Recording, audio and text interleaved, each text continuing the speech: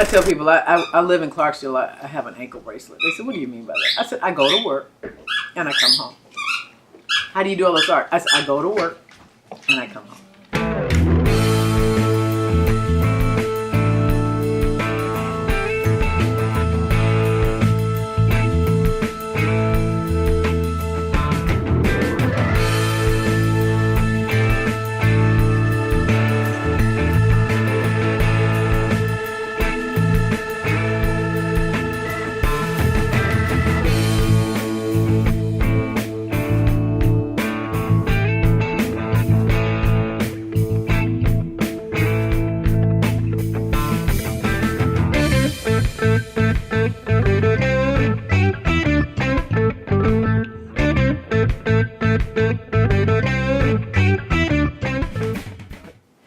My name is Rosalind Wilcox, AKA, you gotta give your AKAs. Stage name, some people call me Delta Rose, people in Holly Springs sometimes.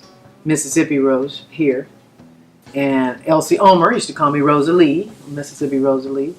So I have a few different stage names. My day job is working at the college. I'm the chair of the art department, fine art department at CCC, Coahoma Community College.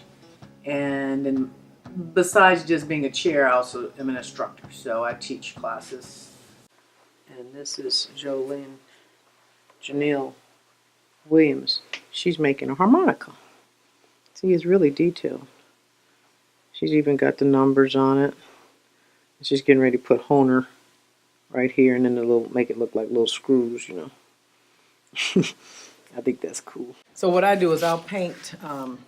I just do like a 3-minute sketch of them, looking at them directly, and give them something, you know, to kind of, like this is the one I did of hers. She's just to kind of help her to see the dimensions and planes. She's not even an art major. She did a bang-up job. Acacia Lowry, really nice. That's her Woman in the Forest, and you can see their references. So I shot them.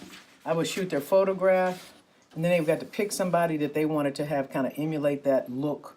So she picked this girl in the forest, but then she liked this hood. So she's combining 3 different images. And for this to be, you know, her first painting class, all of them, they're doing pretty good. Kept telling Trey, you know, give it a 3/4, you know, give her some neck, give her some body, you know, put some shadows in. We were talking, and you worked on that for how long? I think like a week or 2. I want to say 2 months. But anyway, you drove us crazy. Me and Mr. Bernard should discuss it on a regular basis. Anyway, but this is this year, and you knocked this out in what?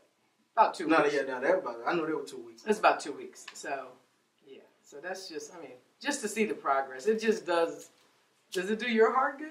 Yes, it does. Because at one point, I'm thinking about just saying, should I change my major? And then Ms. Wilcox, Ms. Bernard, you always get on me and tell me just keep trying hard and just keep pushing forward. You took this image, and then he painted it. So he did this in drawing class, and then he painted it in painting class, and the painting is now in the juke joint runoff.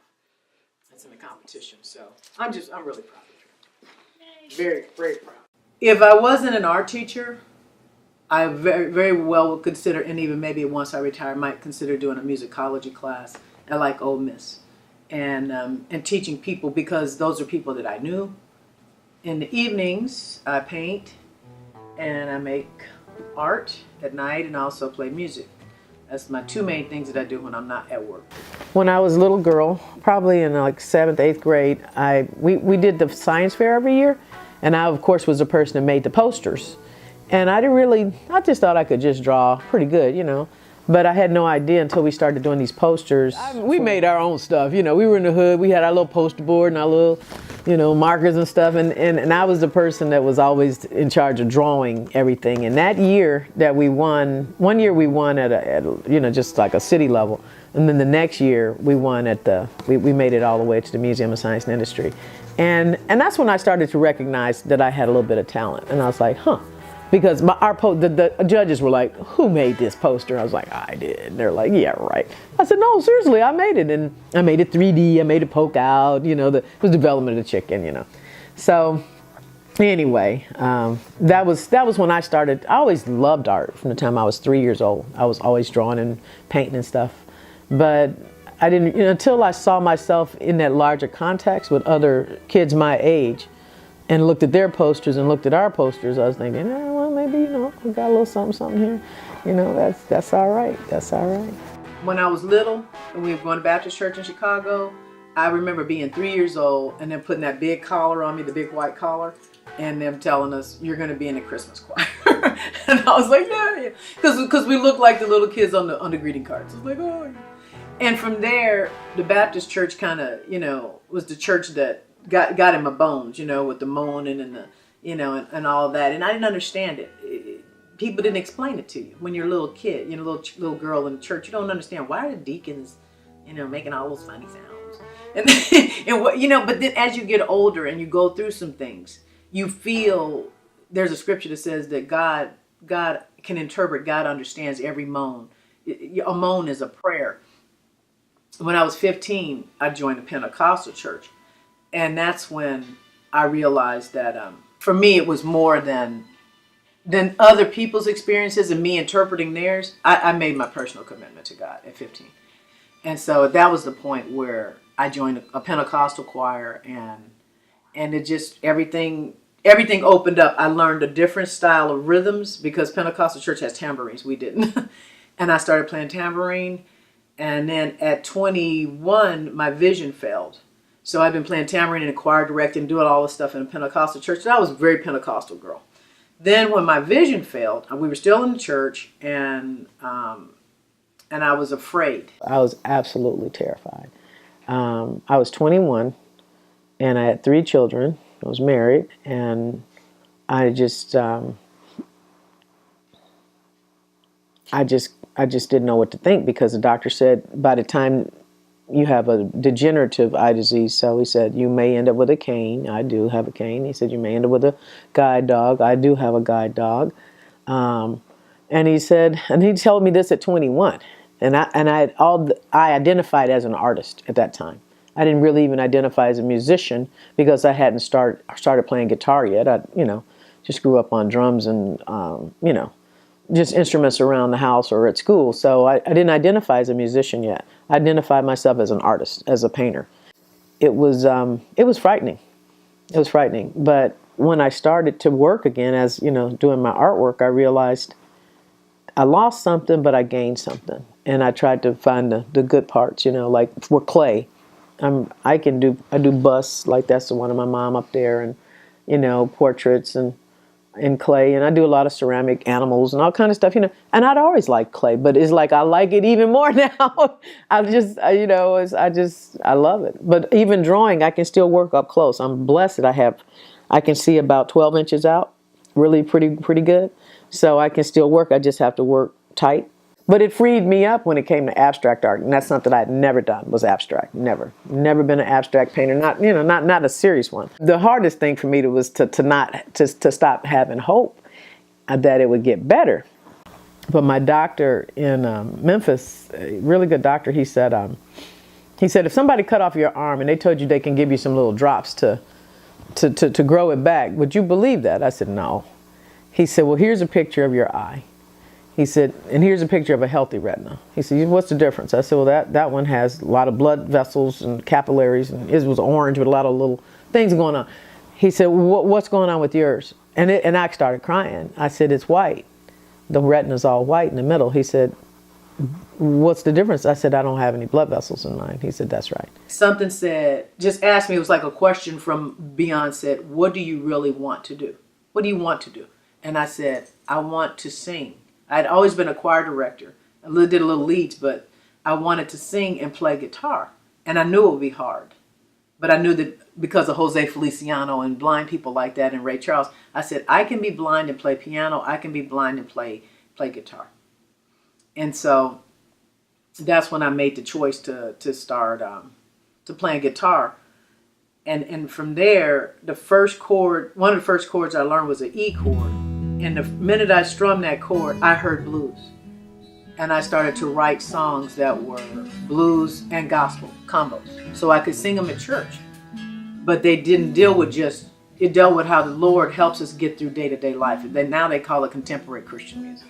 It didn't, back in the day, they didn't really call it that. And so, but that was how I started to write. I wanted to tell my family stories and my stories. I've been playing guitar for about 38 years. But drums, I've only been playing for about 9 years. And he's the first person to put me on the drums. This guy, and took me to Red's. We were sitting right here in his living room. And he came over to just see how I was progressing. I told him I got a set of drums. I've been playing. Because Cedric and Malcolm came over and made me get me. Like, you need to get some drums because we're leaving. We're going on tour. I said, so? I ain't playing no drums. I play tambourine and I play guitar. And that's it. They're like, no. Anybody that can play tambourine like that can play drums. So I said, nah. I don't think so. So they're like, no, get some drums. So I ordered them on eBay. Ordered Ludwig a sparkle set. I told him, I said, Robert, I'm playing drums now. I'm just practicing with, and the only person I would practice with is his CDs. That was it. Because that was the only person I wanted to play with. Was Robert. That was it. I didn't want to play with nobody else, just Robert. I loved his music, right? He's a little hill country-esque. And he's from Red Bank, Mississippi. So anyway, after 1 month of practicing upstairs, boom, he comes over. I brought him a drum downstairs, and he said, go ahead. And he picked up my daughter's guitar was sitting here, Rebecca's. And he just started, he said, how'd you know my tuning? I said, this is the way I tuned it. He's like, that's my tuning. You're supposed to know that, all that stuff. He started playing her guitar, and we started jamming out right here in this living room. And he said, after about 30 minutes, he's like, come on, let's go. To me, Delta Blues is a very, for me, the first time I heard it sounded like what I think of as the blues. The first time I heard, let's say, B.B. King, some people call that a cleaned up kind of a version, where Honey Boy Edwards was an old school front porch, a lot of finger picking. When you start to analyze blues, you start to separate out the finger pickers from the people that are strummers, okay? Some people strum, like in country western, there's a lot of strumming going on. A lot of early morning church services, just church in general. When people play guitar in church, there's a lot of strumming going on. It's faster. But when you get into folk music and old school blues, the old school blues sound, there's a lot of finger picking going on. Finger picking, and learning how to finger pick, it changes you up. If you've only strummed and done a little bit of, but when you really learn how to do finger picking, it changes you. If you stop looking at an instrument as this is a preconceived notion of this is how it should sound. I'm the same way with art. This is a canvas. That doesn't mean I can't glue something on it. That doesn't mean I can't extend beyond the 2 dimensions. Jazz is that way. Jazz is improvisational. You can take any song and jazz it up, and just change the rhythms. So an artist, a musician who really listens, to the nuances. To me, that's what makes the difference between, as they say, the men and the boys, the girls and the women and the girls. The people who take the time to understand the nuances.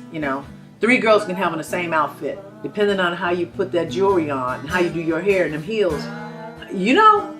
And same dress, different look. I want to believe that no matter what I look like, people will love my art, people will love my music, and they will love me. And if they don't, well, whatever. I want to be there. That's what I'm really working on, because I'll be 60 this year. And girl, I'm like, you know what? You change when you get older, and I'm at that point where it's like, you know what? I want somebody to respect me for who I am. I said you wore a hand to the bone for life and liberty. For life and liberty.